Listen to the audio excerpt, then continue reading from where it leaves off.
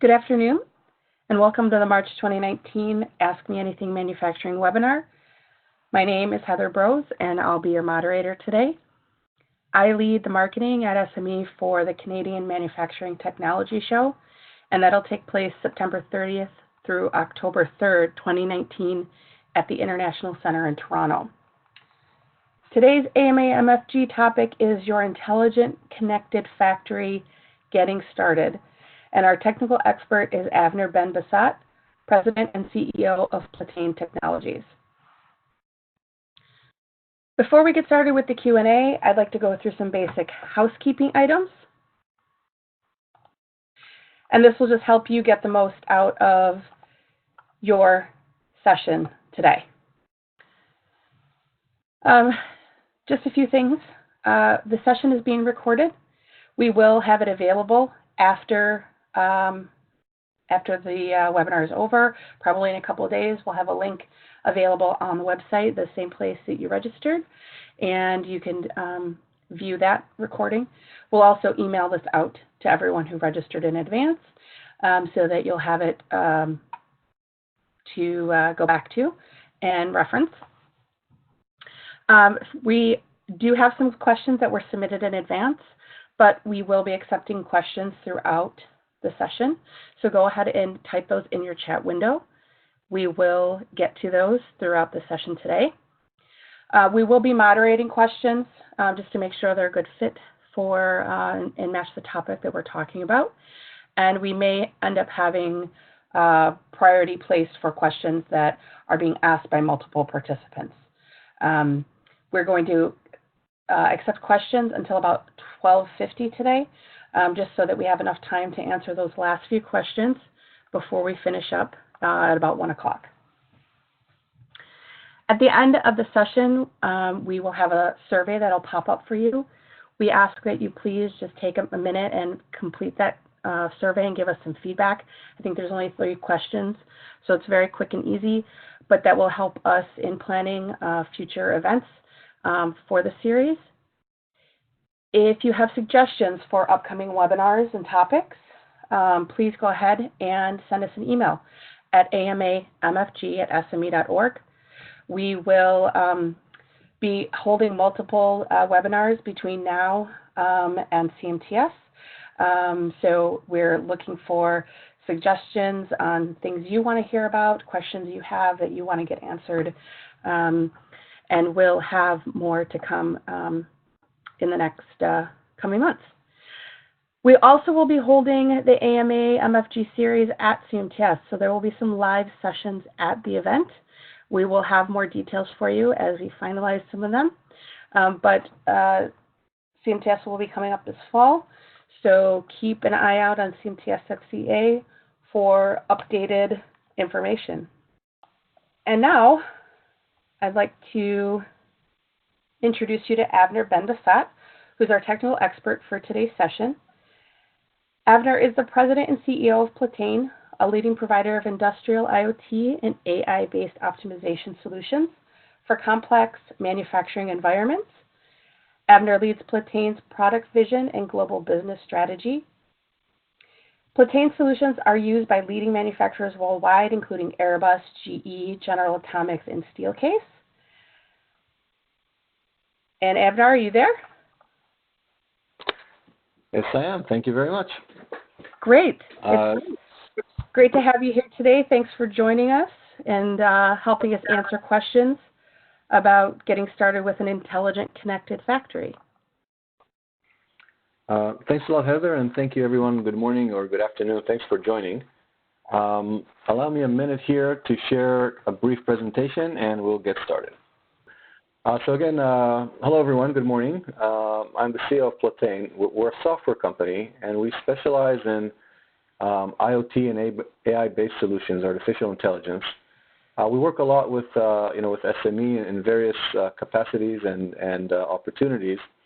And, today in discussion with Heather and the SME team, we really wanted to address very practical questions. A lot's been said about these technologies. There's a lot of buzzwords floating around. So, our goal today is to really bring it down to earth eventually It's a technology, and it affects very physical things, our manufacturing environment. So I wanted to share some thoughts, opportunities, challenges, best practices, however I can best address and answer your questions. I want to start with some context and some background here, because whatever we call it, Industry 4.0 or IoT and whatnot, it's happening, and it's driving tremendous value. This is a research done by the McKinsey consulting company, actually one of our partners, and we're seeing this impact, not just in bottom line savings, reduction of scrap, improvements of energy efficiency, etc., but also in probably a lot more interesting in the top line impact, improve productivity, improve throughput, capacity, better quality, and the like. So this research, we can share the link later, it's public, really went out globally and identified those companies that did implement this and really tried to capture what they saw from it. These are big OEMs, but also very small suppliers, and similar results, albeit with a range, are observed in multiple industry verticals, geographies, and company size. The other thing they've tried to identify is the relative advantage of a company that is quick to adopt this technology and compared to those that are not. And different technologies would get a different rating on this question. But again, the specific adoption of AI is actually creating huge benefit for those that start with it early. Not to say that it's easy, but getting a kind of a front runner advantage creates opportunity and creates advantage. And certainly we can discuss this today. Probably a key question is, where do we even start? But again, this is seen globally and across multiple verticals and company sizes. Specifically, our experience, just to give some context, is with a broad range of companies, manufacturing companies, multiple segments from aerospace to turbine manufacturing, furniture, automotive, etc. But also working with a very good set of partners to suggest that there's an ecosystem here. We are certainly not alone, and this is at the top of the minds of key players in the industry, whether these are consulting firms or system integrators, other software vendors such as SAP and Siemens, and even Google, which we know more from the consumer world, is also making strides into the manufacturing world. So a lot more focus on that, not just from vendors, but actually from actual manufacturing organizations. Now, why is this all happening? And I did want to share this problem statement with everybody before we get started and open it up to questions. What we're seeing a lot is that the manufacturing challenge has become so much more complex than it was 10, 20, or 50 years ago. Much higher volumes, much greater production complexity, customization needs, engineering challenges, and the like. And the natural expectation is for economies of scale. You want that, your customers are expecting that, etc. What's really happening is this red line, and you see here some testimonials that we've collected over time. And while the expectation was for improved economics, what they're really seeing is the opposite. And it's not just deteriorating, it's at some point collapsing. And what we're seeing is that the current systems that are in place are just not able to cope as expected with these challenges. Multiple systems, very poor connectivity, a vast amount of Excel spreadsheets, human touch points, and the like. So while this all worked when things were simple, it simply doesn't work anymore, creating, in a nutshell, excess costs or reduced rates or lack of ability to compete. So again, this is our experience, and happy to discuss this more today. But the solution in this case is not only in the technology, but in the correct application or deployment of the technology, really maturing the systems and processes to a point where they are able to cope with today's complexity. A word about us. Today we offer a set of solutions that they're well defined and address very specific problems. No need to go into them specifically. The main point here is that when we talk about these technologies, it's very important to ask, what is it good for? What does it do?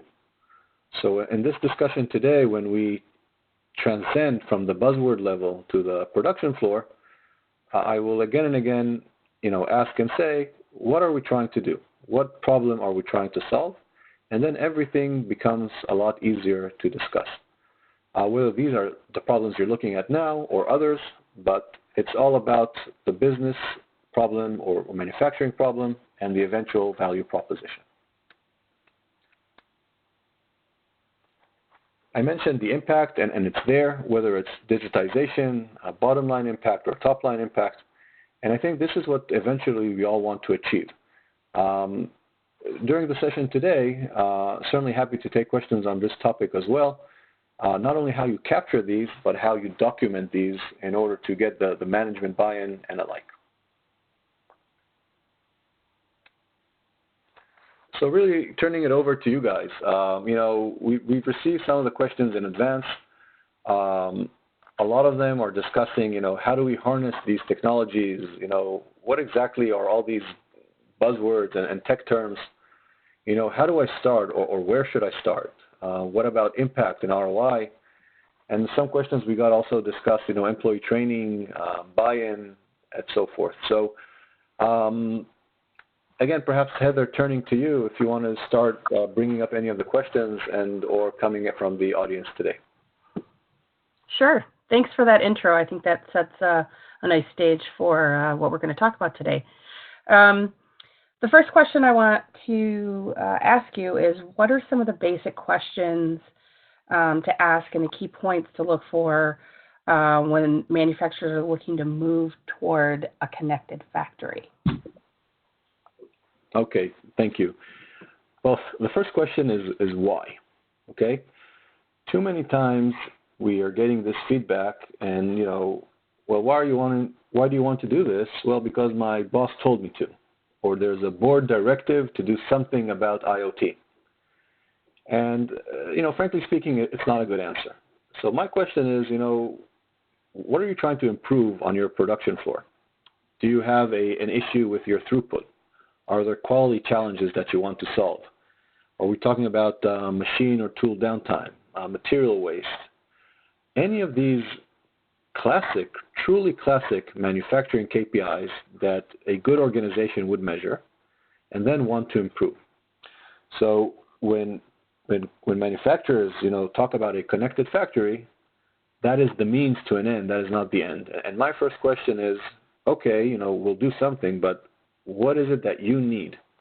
And then the discussion becomes much more concrete and much more viable for the future of a project. So that's good. So that kind of leads us into the next question, where you've got some basic questions to ask, but then what do you do? How do you really start, and what are the first steps of moving forward? Okay, sure. So you've defined the problem, what you're trying to improve or fix, and then you want to define a solution. And in this case today, we're talking about a new technology, be it a software or hardware technology that solves that solution. If we're talking about software that improves throughput, then this software needs data, which I think this is what this question is leading to. So yes, we need to collect data, and the data in today's connected factory world typically comes from three areas. One is other machines, machines or sensor. So when we talk about IoT data, we're typically referring to. Let me share a quick slide here. We're talking about data that comes from sensors or machines. These machines or sensors create vast amount of data, which is an excellent opportunity. The other source of data is the systems that you currently have. Your ERP, your MES, your CAD systems have a ton of data, that is often underutilized. And we want to utilize that. And the third are the users, your staff, your operators, your supervisors. They are an excellent source of data. Typically, they are very knowledgeable, and then they can supplement the picture as well. So the key here is to collect the data, but the emphasis is to collect the data that is relevant. You know, not having the data that is not. And this is a very critical point, because if we have a specific problem we want to solve, then that specific problem has a very specific solution. And that specific solution has very specific data that it needs. And that's all we want to get. So this is where you start. Now, too much data often puts this project in this long swamp of data integration and collection challenges, which are really very ineffective, but also in many cases lead to the death of the project. So the specificity here is critical. Now, eventually, we can talk also about piloting the system and the like, but define the problem, collect the data, and put the technology to work. These are essentially the first steps of the process. Excellent. Good. Another question we have is, when considering a non-technically upgraded shop, so one that has no IoT or AI integration at all, where would you recommend starting to get the most bang for the buck? Okay, well, the good news is that if you're asking this question, you're not alone.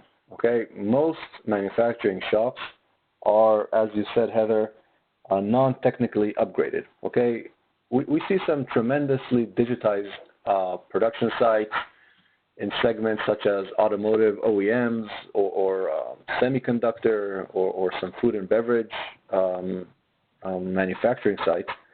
But for the most part, you know, most factories from the OEM level down to suppliers aren't super connected today. So that's a common challenge that we see. And if you're facing that challenge, rest assured you're not alone.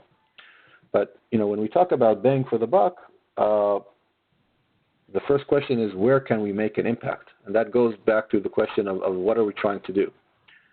So find a problem that is meaningful. Find a problem that fixing would make a difference. That's a good way to get management interest or buy-in or budget, but frankly also from the operator level. And having said that, you want to keep it simple. You want to start very gradually.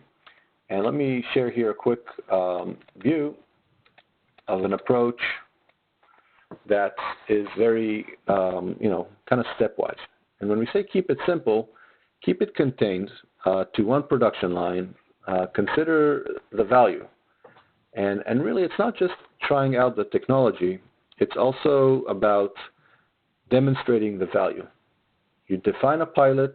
You define the KPIs. They're meaningful. The pilot reaches these KPIs, and then you start talking about scaling up to production, et cetera, et cetera. So you want to have those first quick wins. They go a long way, and the big bang for the buck will come later. But if you run too fast, you will never get there.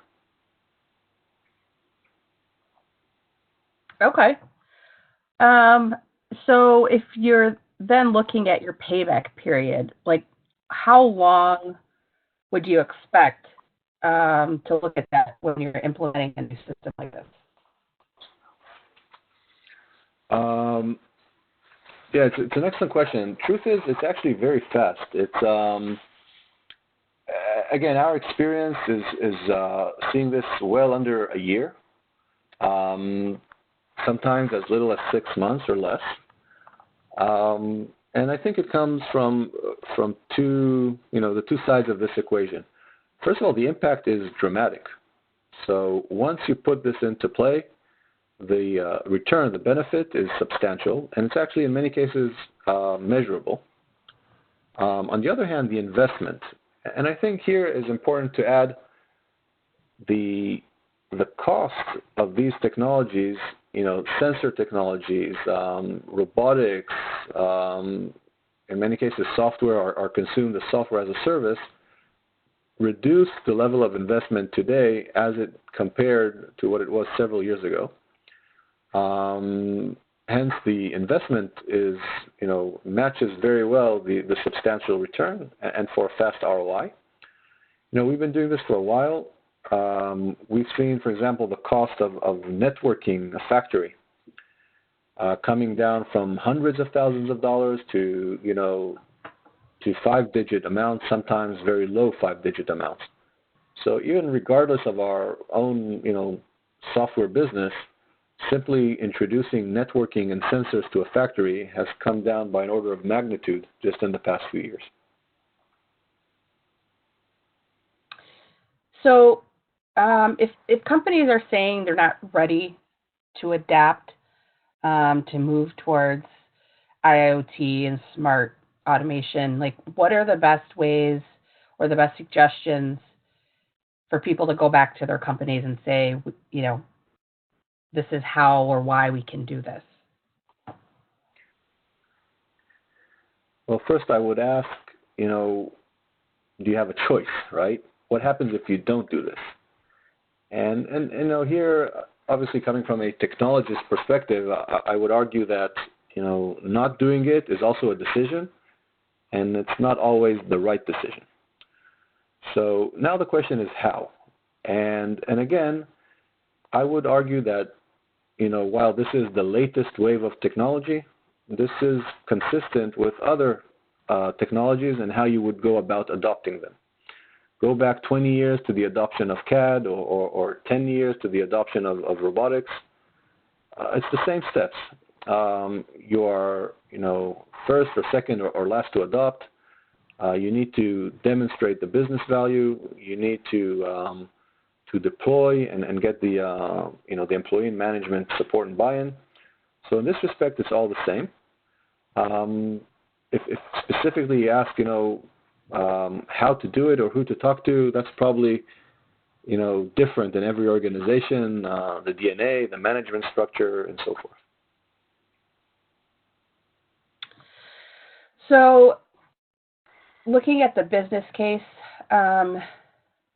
it seems like that's like the most challenging aspect, trying to convince management about the potential of starting. And I know we said, if you, not doing it is also a choice. But some companies are doing pilots on projects and in one on a specific do a pilot project on one value stream and trying out digital solutions. Do you have any recommendations along those lines as far as, I know we talked just a little bit about like picking one thing and kind of starting small, but are there any aspects of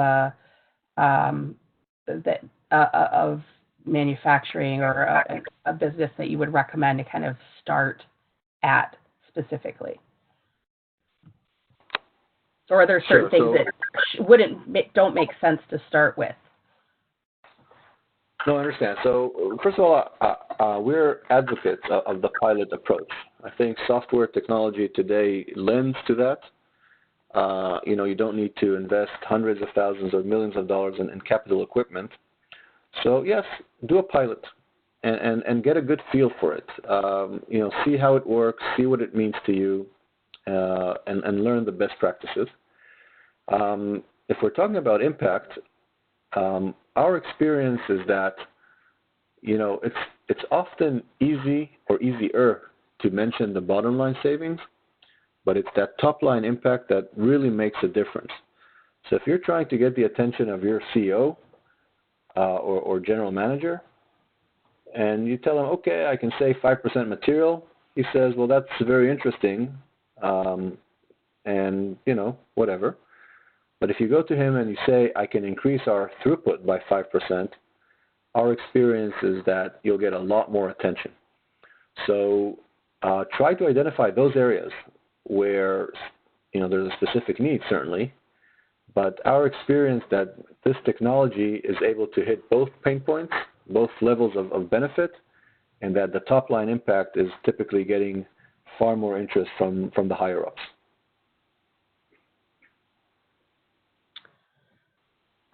Okay, so one of the questions we have is, how do I get everyone to stop firefighting and start fixing the problem? It sounds like everybody might be having that issue, but I'm sure that's a pretty common question. Yeah, so not necessarily from the technology point of view, more from a management point of view. It's people often do that from good intentions, and they have their challenges, they have their roles and personal KPIs. But yeah, if you do firefighting all day, you never never look up to solve the bigger problem. It's a huge challenge, because considering the limitations or the challenges we discussed before, that is all about firefighting. And it reminds me of this cartoon where, it's like, the Flintstones, and you're offering them a round wheel, and they said that they're too busy because they're trying to push a squared wheeled cart. So it's, yeah, somebody needs to look 2 steps ahead and take the head out of the ditches. Otherwise, the organization will just drown in this firefighting mode. In many cases, actually, we see the appointment of such executives. They have different names, digitization officer or chief digital officer, or sometimes it's the new transformation of was before a continuous improvement officer or director, whatever. And these role is critical. We see companies appointing such a role. They have the ability, and they are measured by introducing this technology, and they are, they get a pass, they get a leave from dealing with the day-to-day trouble, and are able to take the organization forward. And so if you have someone in that role, obviously that makes things much easier. If you don't have someone in that role, what would be your what would your recommendations be if you're not in a position to have, or you're not an organization that has that, or in a position to create that role?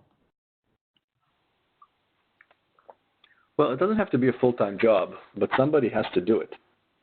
And if you don't appoint someone to do it, then in many cases, the routine will take over, and it just won't happen.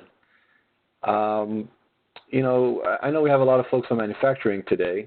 Consider yourself 20 years ago or 30 at the crossroads of adopting CAD. You were busy and doing, pen and pencil and paper designs, and imagine yourself today still doing that. So somewhere in the last 30 years, your organization adopted computerized design, and those that did it sooner probably do a better job at it today.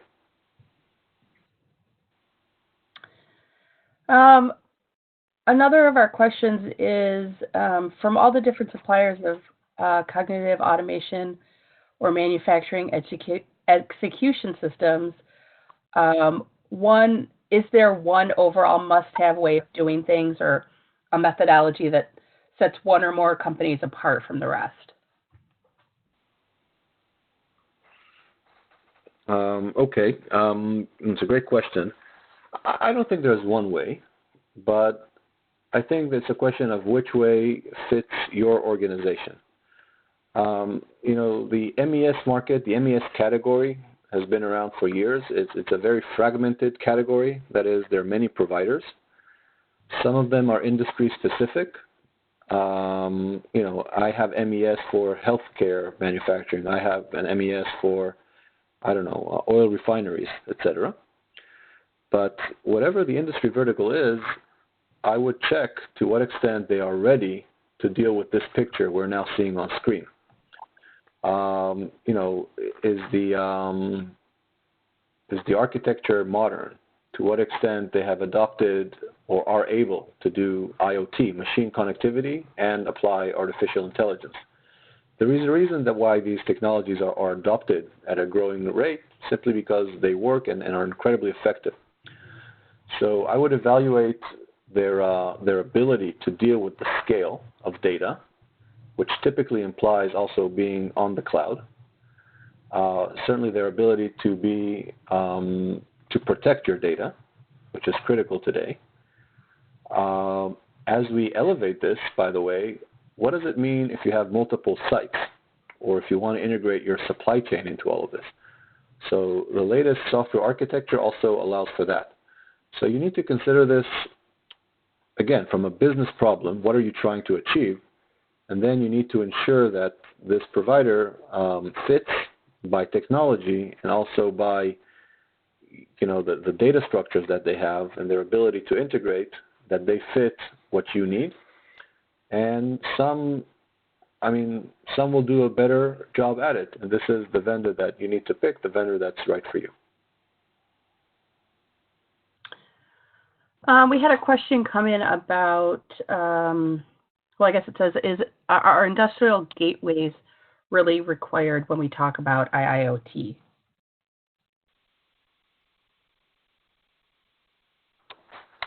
I'm sorry, Heather, could you repeat it, please? Sure. Are industrial gateways really required when we talk about IIoT? Okay, so I guess the gateways as in networking equipment. In a way, yes. So I guess if I understand the question correctly, and for the rest of the audience, we're collecting data. We're collecting a lot of data, IoT, and this data needs to then be distributed to servers and then managed and so forth. So there's a basic element here of networking, and the networking needs to be robust. There's a lot of data going on. So, yes, we need to have a connected network factory.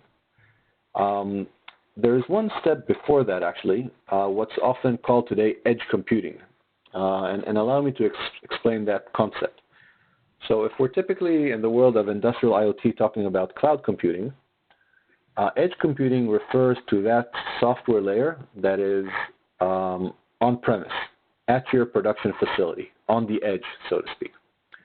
Now, this layer is actually critical because it serves as an intermediary layer to initially process the data, and not everything needs to be sent on to the cloud or to the servers if they're within your organization.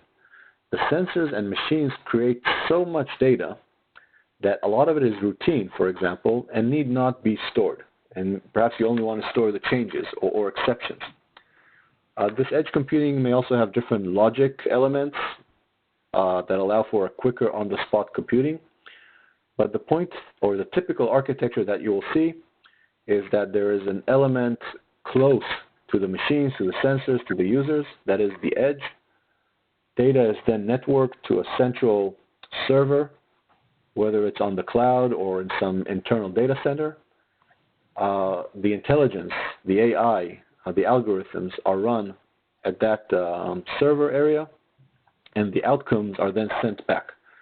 So in the midst of all this, closing the loop back to the questions, then yes, there are internet gateways and so forth. And I do hope I understood the question correctly. Thank you for that. And so we keep talking about the volume of data, and we talked about the systems that are going to be interconnected to process that data. But how much does the quality of the data and the actual process of acquiring the data, how critical is that to implement a digital transformation? Well, first of all, it's a great question, and the answer is yes, it's very important. The old cliche is, garbage in, garbage out. So the data needs to be of good quality. Now, that's an inherent challenge, especially in manufacturing. But how do you deal with that challenge? I think that's the better question. And the first means to deal with the challenge is to be razor sharp about the data that you need. If you cast a wide net, and I mentioned this earlier, oh, let's get all the data. Then almost by definition, you're increasing the risk of bad data or data that you need to cleanse. So yes, be very focused on the data that you need to solve that specific problem with which we started this discussion. But true, even that data needs to be cleansed or controlled. There I mentioned those edge computing elements and so forth. And now that you have good quality data streaming in, etc., then also what do you do about it? How do you leverage that data in real time? How do you understand, quote unquote, as software? How does the software understand what's going on? And then driving the resulting alerts or optimization, recommendation. So to ensure that full cycle, you need a good source of data. And perhaps the last comment is that the best sort of source of data is digital, is a sensor or a machine controller, as opposed to our input as users, where we often may or do make mistakes. So combining digitization within a sharp or focused approach really helps address this problem. One of our questions is, what companies are evolving as front runners for data analytics and visualization in the industrial or manufacturing sector? Okay. I hope it's okay. I don't want to mention specific firms, or perhaps I can take it offline. I can I can recommend our company, but that's besides the point. What I would look for is, in the question there are visualization and analytics, and actually these are two different things. Many times we go to a company and they say that we have a dashboard, we have visualization tools, or we want to get visualization tools. And if you think about it, the visualization is quite limited. For those of you that can see my screen now, this is actually a dashboard from a navigation app. If you're using Google Maps or Waze, you can actually go to waze.com and type in any city. Most of us on the call I know are from Canada or the States. This is actually a picture of Paris. And this is a live dashboard of all the traffic jams and alerts, etc. So this is visualization. This is good, but this is limited. Because if you need to drive from point A to point B, you need to be staring at this dashboard all day. You need to understand what you're looking at, and eventually you need to be solving the problem. So this is visualization. We see an abundance of dashboards and what's called business intelligence or business analytic tools. They allow you to drill down and drill through and change the dashboard in so many ways. But at the end of the day, you are doing that. You, the industrial engineer, you, the executive, you, the supervisor. So it's a very useful tool, but at the end of all this, the problem resolution lies with the user, with the human. So this is human intelligence. This is not artificial intelligence. If you think about it, what these navigation apps do very well, they don't show you a map. If you run it on your phone, they actually give you instructions. They skip the visualization stage. They basically tell you what to do. They tell you about problems that are about to happen. And in many cases, they also accommodate for the problems. They'll change your route. So when we talk about AI, this is the level of experience on the production floor that we're aiming for. As you're considering different vendors, see how far they've went beyond visualization, which is important, but it only gives you part of the solution, and see how far they went beyond that into actual actionable alerts and certainly actionable recommendations. So as to say, Mr. Supervisor, you have a bottleneck, or you're about to have a bottleneck, but then maybe even better. what do you do about that bottleneck, and how do you address it? I think that's helpful. That's really, I think, a key aspect of what we're talking about, is that it's not just, can you visualize, what your options are, but you have a system that's going to guide you through to making the right choices for the outcome that you're looking for. Another question that we have is, do you have a specific example of how AI was used or is being used to improve on-time delivery or lead time reduction and associated throughput in a manufacturing company? Yeah, absolutely. So let me kind of give a bit more context here and then answer the question directly. One of our customers make parts, and they use a lot of time-sensitive material. Now, it's actually very, very hard to manage the process, because you need to allocate the right material to the right job. You need to ensure it has sufficient shelf life to hold that entire production process and not expire midway. Specific examples could be the use of different resins or chemicals. In this example, we're actually talking about a company that makes parts from composite materials, carbon fiber. We see that a lot in aerospace, automotive, but you can find similar use cases in other industries.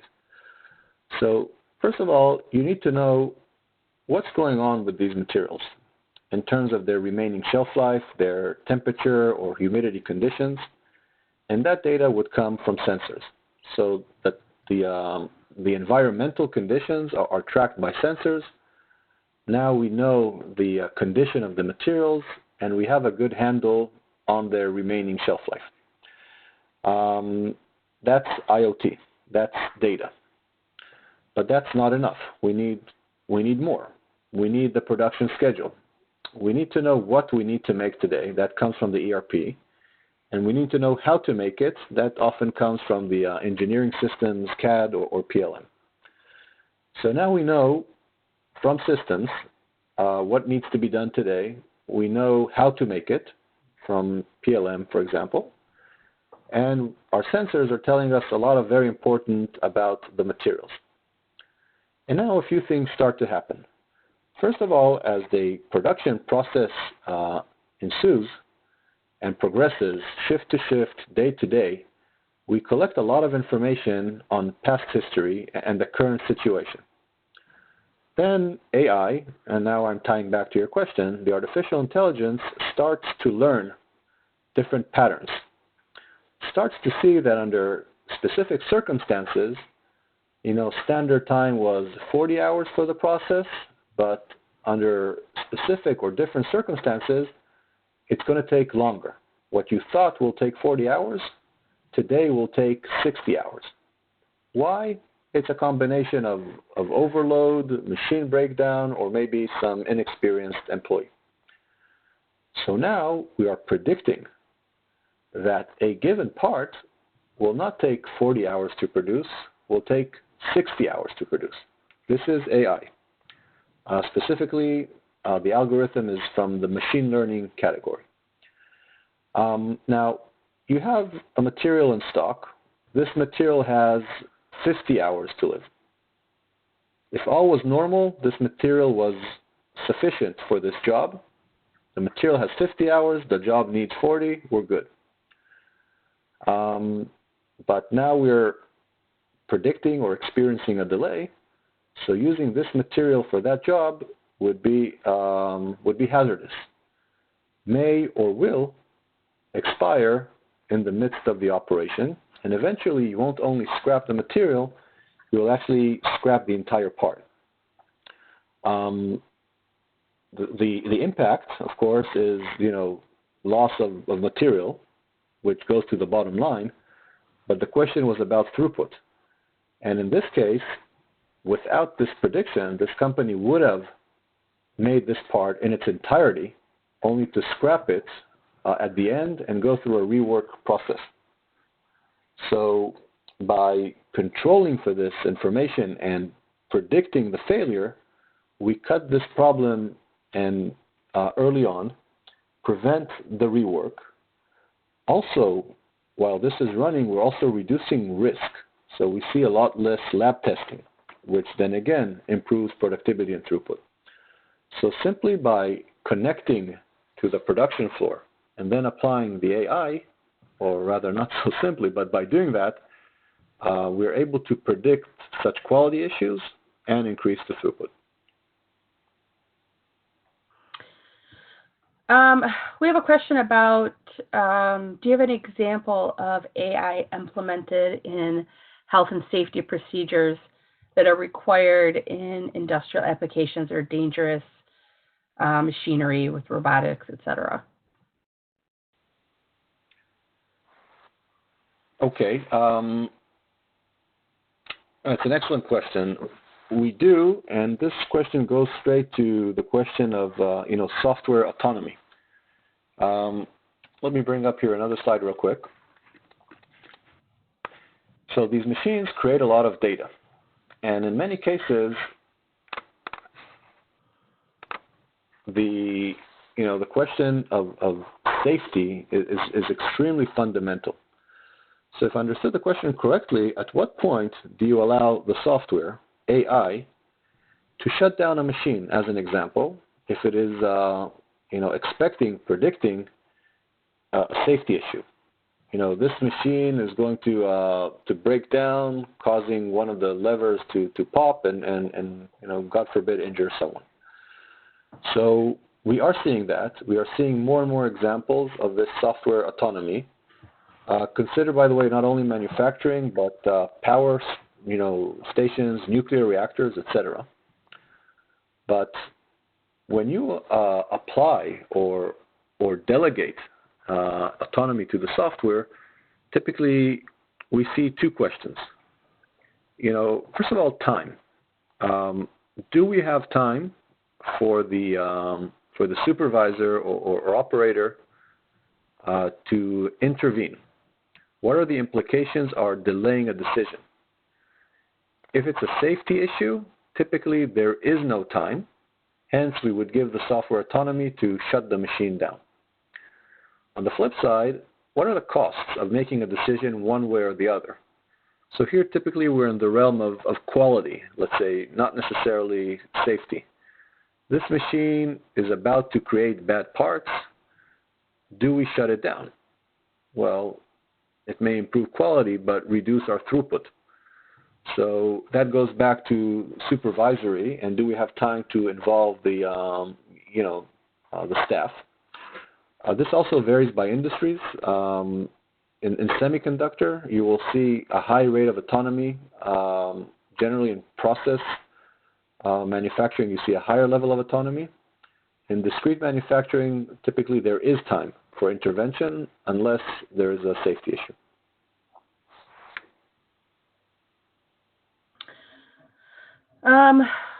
Okay. We have a question here that says, considering you've done a pilot for one factory, how do you avoid training your ML model again and again while scaling to other 100 similar, not same factories? Okay. So the question, again, to explain it perhaps to everyone else, training the model, the reference is to the AI, to the let's say machine learning or any other AI model that we've deployed. You need to retrain a model if you're putting it in a completely different environment, or more specifically, or if you're solving a completely different problem.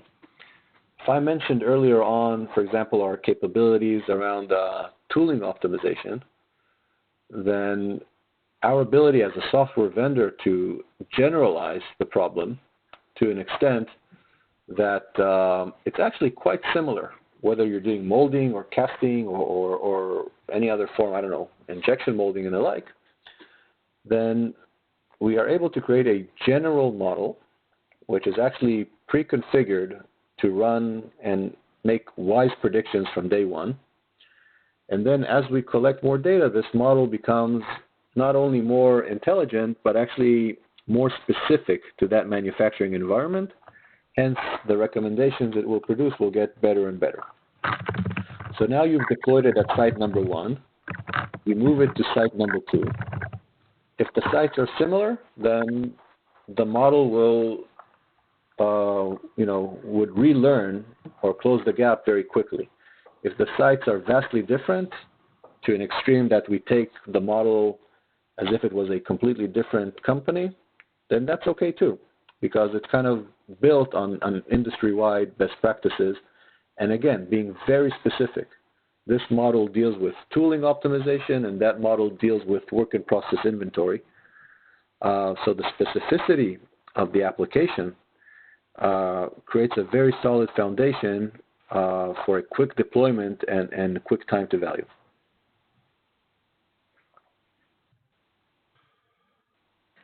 Okay, we're kind of within our last 10 minutes here, so we're trying to get a couple more questions answered.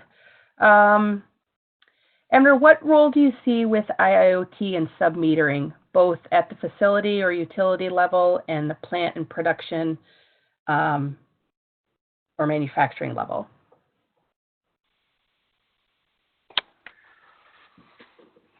It's a good question. Here I'll be a bit more cautious, not being a big expert on that topic.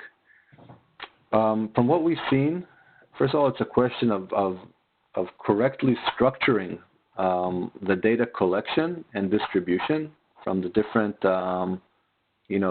areas we are sub-metering. I think the challenge here is to manage the data and collect it. And typically what makes it easier to do is to collect one form of data and then add more layers of data, but establish that network structure early on. We haven't seen it as much within a single production site, but we have seen similar challenges across an enterprise where each factory operates independently, but you also want to centralize data. So the key here is an element of standardization that some companies do better than others.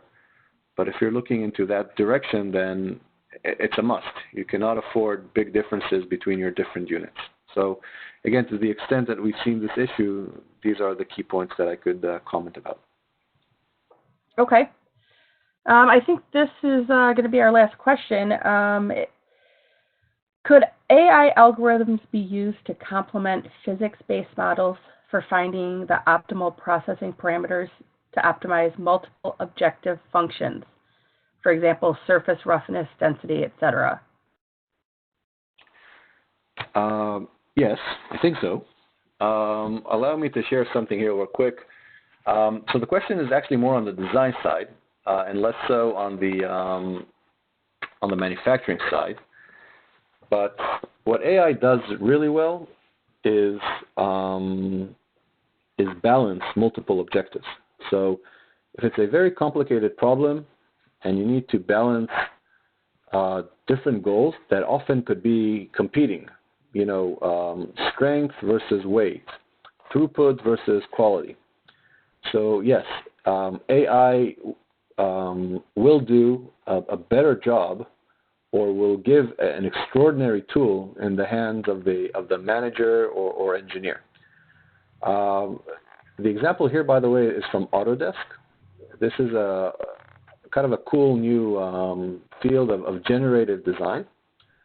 And here the engineer is, setting up the problem for constraints, materials, etc., roughness, and everything about that. But then the software goes on and explores and generates just numerous design alternatives, which can look kind of crazy, but meet the requirements and balancing these multiple objectives. The process is interactive. The user sees a direction that he or she likes and picks it, and the software then repeatedly produces more options very quickly until they reach together a design that they like. They being the engineer and the software. So the engineer sets the boundaries and the requirements, and the software indeed does create alternatives that balance the various objectives. This is an example from CAD. Many people say this is the future of CAD, but the same would apply in manufacturing. You know, you can increase your throughput, but heighten your quality risk. You can increase your material yields, but increase your WIP. So the reality of manufacturing is never easy, and it's often about balancing these objectives. Great. Thank you for that. I think we are at about our time here. So I think we're going to wrap things up. Avner, I want to thank you again for helping us answer these questions. I think we got through quite a number of them. I know some people may have additional questions for you. What's the best way to for people to get in touch with you if they have more questions? So first of all, I'm very happy to take more questions. If you allow me to share my screen for one more minute, I can share my email. Ahead. And that's probably the best way to do that. Okay. So Heather, can you see my email now? I sure can. Okay, great. So again, everyone on the phone, on the call, thanks for participating, and I really appreciate the questions. Really glad to do this, and it's a great discussion. If you have any follow-up questions, anything I can help with, really feel free to do that. Here's my email on screen.